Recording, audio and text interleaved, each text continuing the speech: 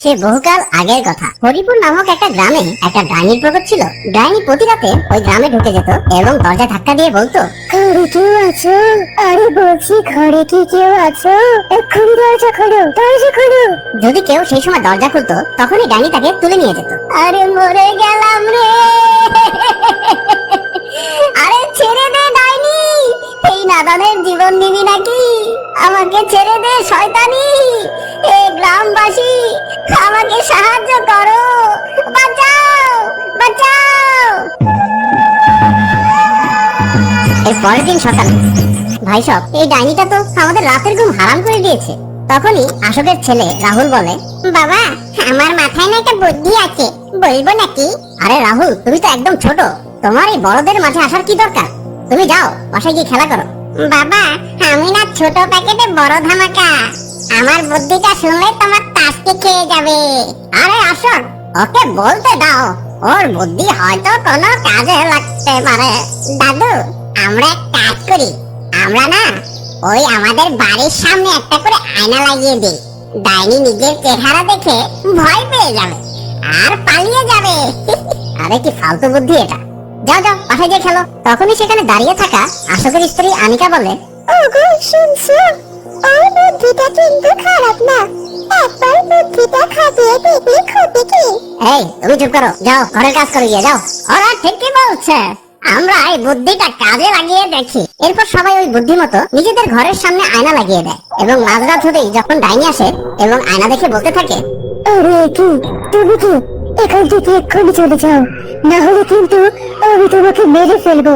কিন্তু আয়নাতে তো সেই ডাইনিরই প্রতিবিম্ব ছিল, আর সেটা তেমন ভাবেই নড়ে যেমনটা ডাইনি। এটা দেখে ডাইনিটা ভয় পেয়ে যায়।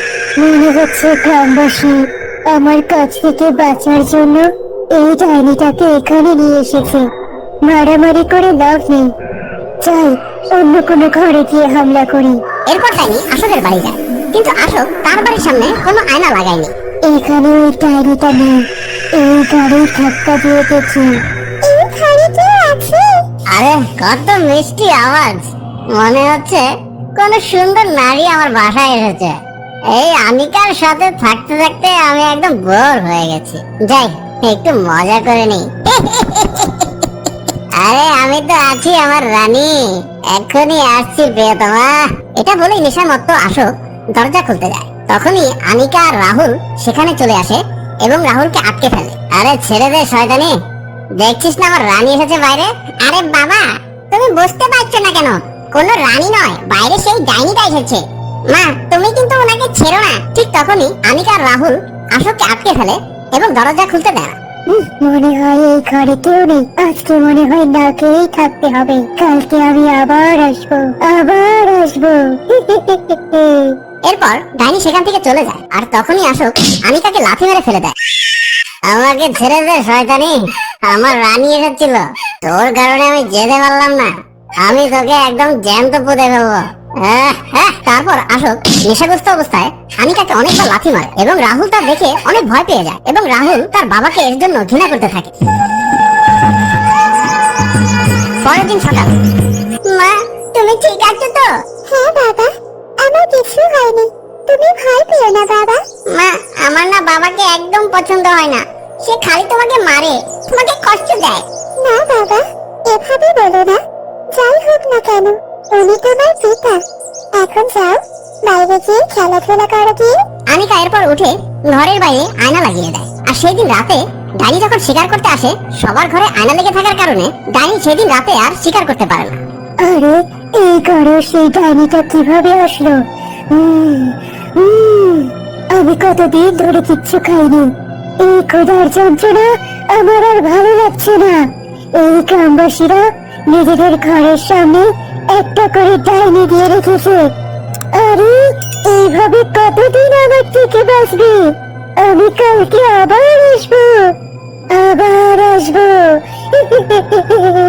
পরের দিন সকালে সব গ্রামবাসীরা এক হয়। আরে ভাইরা, এই রাহুলের বুদ্ধির কারণে আমরা সবাই বেঁচে গেছি।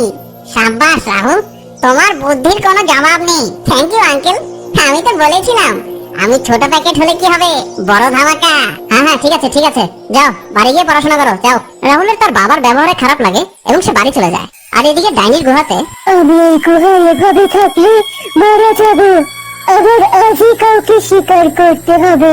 এরপর রাত হয়ে যায় এবং খিদের কারণে সে গুহা থেকে বের হয় এবং গ্রামের দিকে ঢুকতে থাকে। তখনই রাহুল নিজের কুকুরটাকে নিয়ে ঘুরতে ঘুরতে বাড়ি থেকে একটু দূরে চলে আসে। এই টমি, চলো চলো বাড়ি চলো, অনেক রাত হয়ে গেছে, ডাইনি চলে আসলে কিন্তু আমাদের খুবই বিপদ। কিন্তু টমি এখানে ওখানে পালাতে পালাতে হারিয়ে যায়। রাহুল টমিকে খুঁজতে থাকে, কিন্তু টমির সামনে তখনই ডাইনিটা চলে আসে। এই কুকুরটাকে আপাতত খাই, কি আর করার। এরপর ডাইনি নিজের হাত লম্বা করে কুকুরটাকে ধরে ফেলে এবং কুকুরটাকে খেয়ে ফেলে। এখন একটু ভালো লাগছে। রাহুল এটা দেখে খুব কষ্ট পায় এবং দৌড়তে দৌড়তে নিজের ঘরে ফিরে আসে আর নিজের মাকে সব বলতে থাকে। আনিকা অনেক ভয় পেয়ে যায় এবং তখনই অশোক নিজের ঘরে ফিরে আসে। এই হতচ্ছাড়ি, যা আমার জন্য জল নিয়ে আয়। তুই কি এটাও শিখিসনি যে স্বামী ঘরে আসলে তাকে প্রথমে জল খেতে দিতে হয়? এক্ষুনি আনছি। আর জল এনে কি করবি? আমার কপাল তো এমনিতেই পুড়িয়ে দিয়েছিস।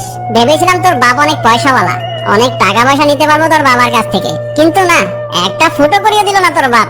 এত গরম পড়েছে, আমাদের ঘরে একটা এসি লাগিয়ে দিলে কি ক্ষতি হতো? তার উপর তুই আমাকে আবার গরম জল এনে দিয়েছিস। এখন আমার চোখের সামনে থেকে দূর হ, অকর্মার ঢেকে একটা। আনিকা কোনো জবাব দেয় না, কিন্তু রাহুল মনে মনে তার বাবাকে ঘৃণা করতে থাকে। এরপর রাতে যখন সবাই ঘুমিয়ে পড়ে, রাহুল ঘরের বাইরে যায় এবং আয়নাটা সরিয়ে ফেলে। এরপর প্রতিদিনের মতো সেই ডাইনিটা সেখানে আসে। আরে, এই বাড়ির দরজায় ওই ডাইনিটা নেই দেখছি। আজ তো ভরপেট খাবো। ঘরে কেউ আছো? ঘরে কেউ আছো? বাবা শোনো না, দরজার বাইরে তোমার রানী এসেছে, যাও দরজা খোলো। মা তো ঘুমাচ্ছে, তুমি কোনো আওয়াজ না করে চলে যাও। আরে বাহ, এই না হলে বাপটা বেটা, অনেক বছর বেঁচে থাক বাবা। আরে আমার রানী, তুমি এসে গেছো, আমি এখনই চলে আসছি। তুম পাস আয়ে কিউ মুস্কুরায়ে। হ্যাঁ হ্যাঁ যাও, আমার মাকে তুমি অনেক কষ্ট দিয়েছো, এবার নিজের প্রায়শ্চিত্ত করো। অশোক নেশাগ্রস্ত অবস্থায় থাকে এবং দরজা খুলে দেয়। এদিকে আসো আমার জানিমা। আরে মনে হচ্ছে আজকে একটু বেশি নেশা করে ফেলেছি রানী, তাই তোমাকে দেখতে ডাইনির মতো দেখা যাচ্ছে। মনে হচ্ছে লাল পানিটা আজকে একটু বেশি খেয়ে ফেলেছি। আরে জানিমা, আমি তো আসলেই ডাইনি। না না না না, এ কি তুমি ডাইনি? ও ডাইনি বোন, তুমি আমাকে ছেড়ে দাও, আমার নেশা চলে গিয়েছিল, আমি আর তোমার সাথে দুষ্টুমি করবো না, আমাকে ছেড়ে দিন ডাইনি, আমি আপনাকে আর খারাপ চোখে দেখবো না। আনিকা, রাহুল, তোমরা কোথায়? আমাকে বাঁচাও। আরে চুপ কর, আমাকে কি বোকা মনে হয় তোর? এখনই চল আমার সাথে, আমার অনেক ক্ষুধা লেগেছে। এরপর ডাইনিটা অশোককে নিয়ে চলে যায় আর অশোকের চিৎকার শুনে গ্রামবাসী সবাই জেগে যায় এবং আনিকাও সেখানে চলে আসে। রাহুল, তোমার বাবা কোথায় গেল? একটু আগে তার চিৎকার শুনলাম। মা, বাবাকে তো ডাইনি ধরে নিয়ে গেছে, তোমার সব দুঃখ কষ্ট শেষ মা। আরে তুমি এ কেমন কথা বলছো রাহুল? তুমি এমন কেন করলে? উনি যেমনই হোক তোমার বাবা, আমি এখনই ওনাকে বাঁচাতে যাচ্ছি। আনিকা নিজের হাতে মশাল তুলে নেয় এবং জঙ্গলের দিকে এগোতে থাকে এবং সব গ্রামবাসীরাও আনিকার পিছ পিছ যেতে থাকে এবং আনিকা জঙ্গলে পৌঁছে যায়। ডাইনিজি, আমার স্বামীকে ছেড়ে দাও, তুমি আমাকে খেতে পারো কিন্তু ওনাকে ছেড়ে দাও। ডাইনি আন্টি, তুমি আমার মাকে খেও না, তুমি আমাকে খেয়ে নাও। না না আনিকা, তোমরা এখানে কেন এসেছো? তোমরা চলে যাও। আরে মিয়া বেবির ড্রামা তো শেষই হচ্ছে না। লাইলি আর মজনু আমার পেটে গিয়ে ড্রামা করো কেমন? এই বলে ডাইনি আনিকাকে এক হাতে ধরে তুলে ফেলে। ঠিক তখনই রাহুল হামাগুড়ি দিয়ে ডাইনির পিছনে চলে যায় এবং ডাইনির চুলে আগুন ধরিয়ে দেয়। আরে পিচ্চি ছেলে, এটা তুই কি করলি? এবং ডাইনি সেই আগুনে ঝলসে